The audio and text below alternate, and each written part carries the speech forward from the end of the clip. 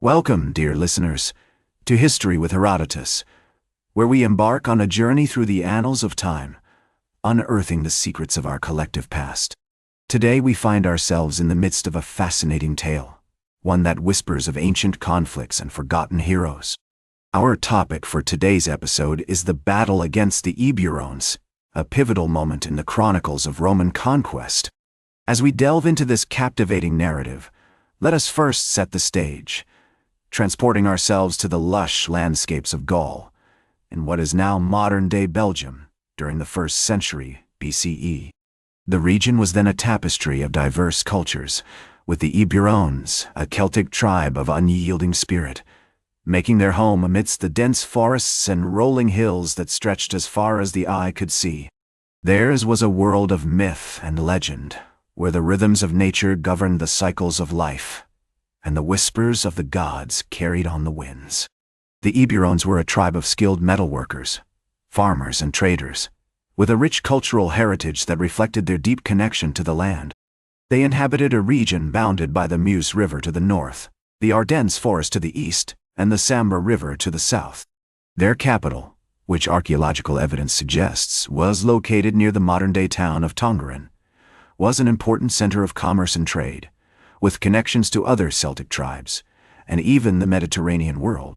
As we explore the earliest history of the battle against the Eburones, we find ourselves in the year 57 BCE, when Julius Caesar, the renowned Roman general, first set foot in Gaul. Caesar's campaigns in Gaul, which lasted from 58 to 51 BCE, were marked by a series of brutal conquests and strategic alliances that would ultimately lead to the subjugation of the region. The Eburones, however, remained a thorn in the side of the Roman Empire, resisting Caesar's advances and maintaining their independence through a combination of diplomacy and military prowess. One key figure who played a significant role in the early history of the battle against the Eburones was Ambiorix, the king of the Eburones. Ambiorix, whose name means he who surrounds or he who encircles, was a cunning leader who understood the importance of strategic alliances and clever tactics. He formed an alliance with the neighboring tribe, the Nervi, and together they launched a series of attacks against the Roman legions. In the winter of 54 BCE, Caesar had ordered the construction of a series of fortifications and watchtowers along the borders of Gaul, aimed at containing the rebellious tribes and securing Roman supply lines. The Eburones, however, saw this as an affront to their sovereignty and began to mobilize their forces in response. Ambiorix and his co-leader, Catuvolcus, aware of the Roman military's strengths and weaknesses, devised a plan to lure Caesar's legions into a trap, utilizing the treacherous terrain and their knowledge of the land to their advantage.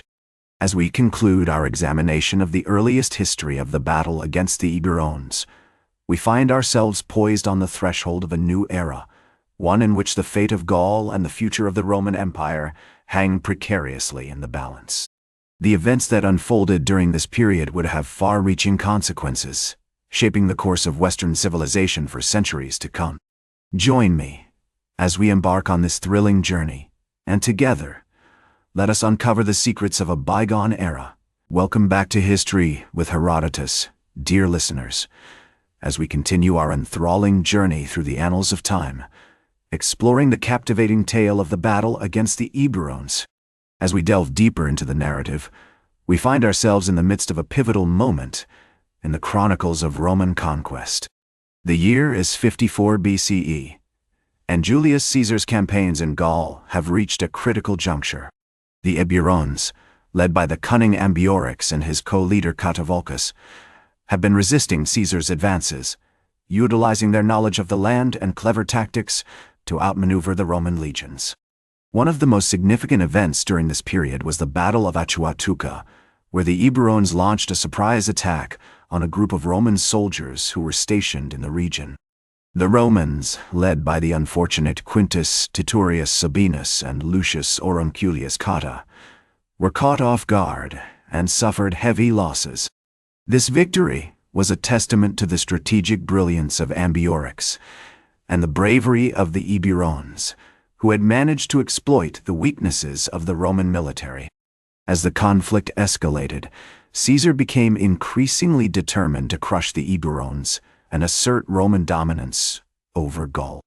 He launched a series of campaigns against the tribe, utilizing his characteristic blend of diplomacy and military might to try and bring them to heel. However, the Eburones remained resolute, using their knowledge of the terrain to launch guerrilla attacks and harass the Roman legions. Despite being outnumbered and outgunned, the Eburones were able to hold their own against the Romans, thanks in large part to their clever use of tactics and their familiarity with the land. They employed hit-and-run attacks, ambushes, and sabotage to weaken the Roman forces, and even managed to destroy several Roman forts and supply depots. The period between 54 and 51 BCE was a time of great turmoil and upheaval in Gaul, as the Eburones and other Celtic tribes fought desperately to maintain their independence in the face of overwhelming Roman pressure. It was an era marked by bravery, cunning, and sacrifice, as the Eburones and their allies struggled to preserve their way of life against the might of the Roman Empire. As we explore this fascinating chapter in the history of the battle against the Eburones, we are struck by the complexity and nuance of the conflict. It was a war that was fought not just with swords and shields, but also with words and ideas. The Eburones and the Romans engaged in a battle of wits, each side seeking to outmaneuver the other through diplomacy, propaganda, and strategic alliances. The legacy of this period can still be seen today in the modern-day landscapes of Belgium and France, where the remnants of ancient fortifications and settlements serve as a testament to the enduring spirit of the Eburones.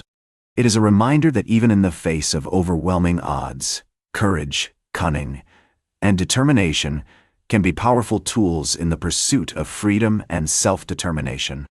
Join me as we embark on this thrilling journey, and together, let us uncover the secrets of a bygone era, an era that continues to captivate and inspire us to this day.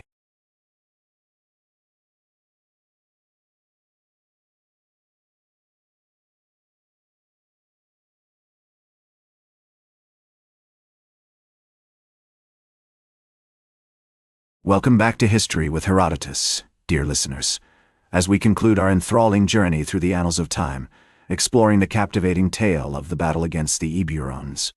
As we now turn to the final act of this drama, we find ourselves in the year 51 BCE, with Julius Caesar's campaigns in Gaul reaching their culmination.